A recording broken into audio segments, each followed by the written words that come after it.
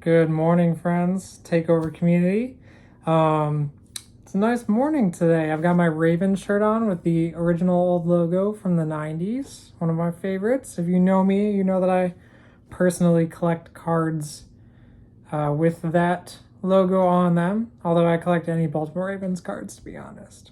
But today I wanted to talk about this really cool find that I had. I went to a little town just about an hour and a half away from Minneapolis, and went to some thrift stores and antique shops. And this is one of my finds at a thrift store. It was a really cool, it was a little bit, I guess you'd say mixed thrift store, mixed antiques. It wasn't all thrift store. It wasn't like a Value Village, if you're familiar with that place or whatever. There wasn't like a bunch of clothing and things like that. This was it had a lot of vintage things. It had really cool stuff. It had vintage board games. It had all sorts of vintage furniture, things like that. It also had an original kind of like soda / malt station that they had way back in the day. And it's still functional. They make you malts while you're in the shop if you order one. So I went ahead and did that as well. But that is not the purpose of this video. The purpose of this video is to show you the really cool find that I had. So let's get into it. I found this game of Shakespeare. Now, I took some notes on this just so I could give you some details and tell you a little bit more about it, because I bought it without really knowing. I just thought it was a cool piece, a cool item. So it was made in 1901. This deck is from 1901 by the Cincinnati Game Company. Now, the Cincinnati Game Company was mostly known for making games that were educational for people to play. So I don't know if you've ever played, there's a card game called Authors. It's a game that I grew up playing with my mom quite a bit, where you'd basically, it's essentially Go Fish, but you're going off of authors and the books that they made. So along the way, I learned a lot of classic literature that was made by those authors just from memorizing that. And that was a game that I loved playing. So kind of think along those lines a little bit. It's a little bit different. It's earlier than Authors. The company was also known for releasing games that were based around astronomy, the Bible, flowers, birds, arithmetic, poems, and other pieces of literature, and many more that I didn't write down. So I want to show you a little bit of what these cards look like.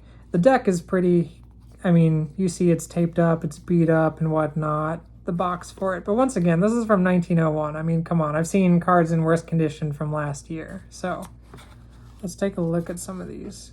It also came with the original rules inside, and I was going to read these too before, actually, I will read these before I even show the cards, just so we can kind of know how it goes. It says, the playing of the game of Shakespeare will familiarize players with many quotations from the best-known works of the Bard of Avon.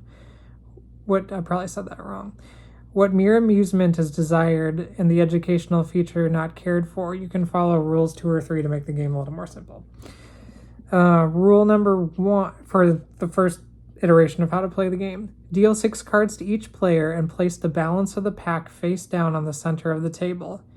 Each 4 cards bearing the same number constitute a book, as the 4 ones, the 4 twos, etc. The object of the game is to secure as many books as possible. The player at the dealer's left begins the play by reading the quotation contained on any card in his hand without stating from what play the quotation is taken. The next player to the left, if he knows the source of the quotation and needs the card quoted from to help complete a book, part of which he holds in his hand, may call out the name of the play the quotation is from. If correct, the card is given to him. If incorrect, the next player is allowed the same privilege, and so on around the left. So basically you're gathering these in kind of that Go Fish Authors fashion, but you have to know your stuff. Like, you have to know the quotations from the plays to know if it's the play you need to complete your book in the thing. So take some learning. These are truly educational games. This is a card just on top. It lists their other educational games. Once again, things like mythology, astronomy, birds, flowers, arithmetic, Bible, poems, etc. There's many it looks like they made, but here's a list of all of those, front and back, by the Cincinnati Game Company. Now, onto the way the cards look. These are really cool. This is what the backs look like. Just simply a picture of Shakespeare on there. They feel really nice. Like they're on pretty good stock. And honestly, once again, in pretty good condition, considering this is from 1901. Let's just look at some of these cards. Here's the Merchant of Venice card.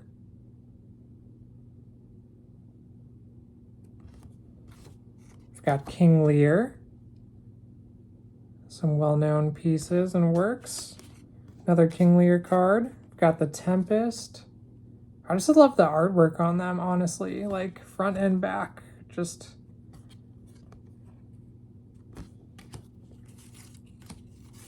a lot of these are together because someone probably played Macbeth, another classic. So it's just really, really nice artwork on these things, just across the board. And I'm not really sure what I plan on doing with this. I mean, I bought it because I thought it was cool. I kind of want to share how cool it is with others, but I kind of want to keep a piece of it too. So, I don't know. I mean, it won't give you the complete game, but I might list some of these singles in the takeover and see if anyone wants any, and then just keep whatever other singles are there. Not even obviously for playing the game because I won't have all the cards at that point, but just to keep some of them as pieces of art from that long ago.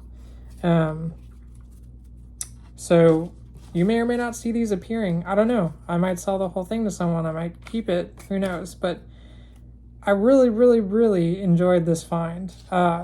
It was cool just wandering around, seeing all the things that are there. I also bought a vintage board game there. And my wife found some other pieces for her shop that she does in oddities and curiosities and whatnot. But once again, cool find. Game of Shakespeare from 1901.